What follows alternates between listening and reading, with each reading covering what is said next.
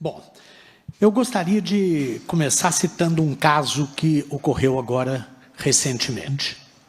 Logo após a pilha de rejeitos da Jaguar Mine em Conceição do Pará ter um escorregamento parcial, o ambientalista Gustavo Gazinelli enviou um e-mail a diversas pessoas da SEMAD, ANM, Ministério Público de Minas Gerais, Ministério Público Federal, com cópia para diversos ambientalistas, solicitando informações sobre os processos que resultaram no licenciamento da pilha, com estéreo e rejeito da mina turmalina, a área, volume, densidade e tonelagem do material disposto na mesma, o volume e peso desprendido da pilha no primeiro evento, é de se supor que, a depender das chuvas, o restante da pilha pode vir a desmoronar, o nome da empresa responsável pelos estudos técnicos e de geotecnia para a implantação da pilha, o plano de contingenciamento atual e de comunicação por parte do Estado para evitar a contaminação do Rio Pará, etc. e tal. Alguns ambientalistas, entre eles eu, acrescentaram àqueles e-mails outros pedidos de informação, tais como o número, localização e resultado das sondagens feitas na área onde se ergueu a pilha, o cálculo e o detalhamento do preparo do solo para suportar o peso estimado da pilha, o cálculo e o dimensionamento do sistema de extravasamento de águas pluviais da pilha, a inclinação dos taludes da pilha. Isso aí, eu fiz essas perguntas, inclusive, também baseado no fato de que eu sou engenheiro. E o meu CREA aqui é o mais antigo de todos, à exceção do Sartori. Mais antigo, inclusive, que o do próprio Euler. Tá? Após uma extensa troca de e-mails, cobrando respostas, e de recebermos e-mail da ANM, dizendo que aquelas informações que nós pedíamos eram sigilosas, olha bem, é como se eu fosse comprar um apartamento num prédio e o cara te dissesse que o cálculo estrutural do prédio e cálculo de fundação são sigilosos. É um absurdo. Tá? O Gustavo lhes respondeu o seguinte: em que pese algumas das informações solicitadas poderem estar, como os senhores alegam, no âmbito do plano de aproveitamento econômico da mina, é de se questionar se as informações solicitadas pelos senhores Júlio Grilo e Euler Cruz, do Fórum Permanente, referem-se realmente a segredos industriais, razão que, de fato, fundamenta o sigilo de algumas informações constantes do pai.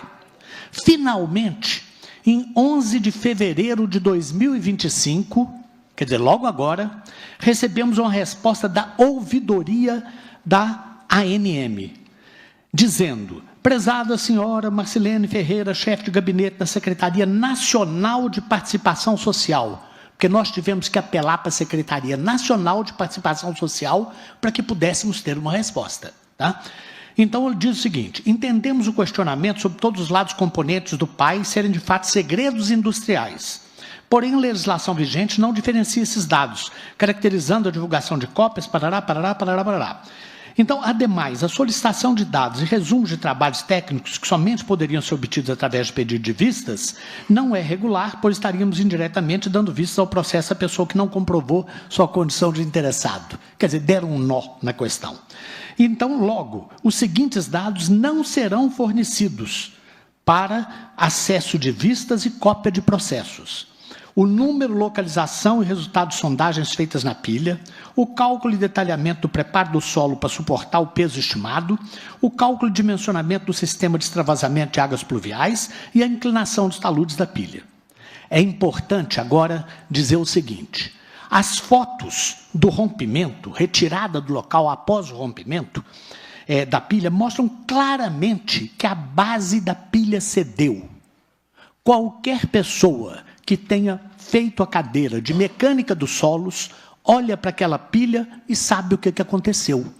A base da pilha não foi calculada para resistir ao peso que foi colocado em cima dela. E ela rompeu num deslocamento que, em mecânica dos solos, nós chamamos de ruptura por cisalhamento. Foi isso que aconteceu ali. Então, basicamente, a base da pilha não foi calculada e preparada para resistir ao peso da pilha. Isso é um fato, mas a gente está impossibilitado de provar o fato, porque tanto a ANM, SEMAD, todo mundo protege, assim, opa, vamos proteger os mineradores aqui agora. Tá? Essa informação não pode ser disponibilizada. Então, muito bem. Voltando no tempo. Agora eu vou voltar no tempo, numa época em que eu estava na Câmara de Atividades Minerárias, antes da sua entrada na Câmara. Tá? Naquela época em que a gente podia falar antes do início da sessão, tá? Porque agora nos colocaram para o final, justamente para a gente já pegar uma sessão esvaziada, né? A gente não pode mais falar direito. Voltando no tempo, após o rompimento da barragem de Brumadinho e da entrada em vigor da Lei 23.291, Mar de Lama Nunca Mais, eu estava na CI representando as ONGs de defesa do meio ambiente. E as mineradoras começaram a licenciar suas pilhas. Naquele instante, isso aí tem gravação de diversas reuniões, eu comecei a cobrar que as pilhas deveriam ter sondagens, cálculo e preparo adequado da base para aguentar o peso das pilhas. Deveriam ter também um cálculo de sua altura máxima. Isso está gravado em reuniões da Câmara de Atividades Minerárias, em algumas delas. Tá? A SEMAD e a ANM, representados naquele conselho, não deram a menor atenção a esses pedidos.